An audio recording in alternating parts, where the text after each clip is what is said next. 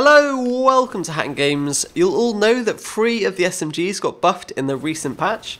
This included the MAC-10, MP9 and the MP7. The accuracy levels were increased significantly as shown with the spread on this crosshair. One can only assume that this change was brought into place to counter the overpowered second round Tech 9 armour buy. It does the job, but it isn't really fixing any of the underlying issues, and ultimately adds even more run and gun, which, as I've said before, should never be rewarded in Counter-Strike. Shox made a bold statement saying that the metagame was becoming more and more like COD, and it's honestly hard not to agree with him. In the past, it used to be commonplace to buy both SMGs and shotguns when you won the pistol round. This was because you knew that your opponents wouldn't have armour, meaning you'd easily mow them down should they push your position.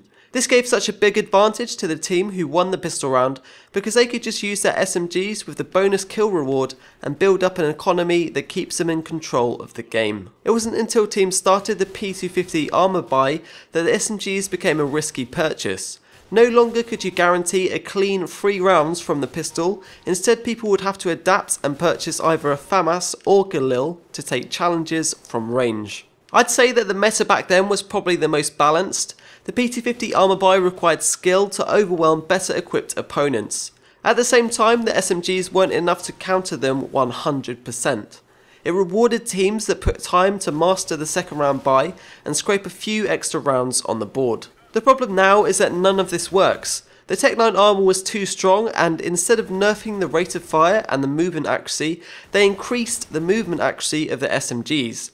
Now that just leaves us with around 4 weapons that you can run and gun with. What surprised me most was when TSM actually decided to stick with their SMGs on a full gun round against Virtus Pro as CT side Inferno.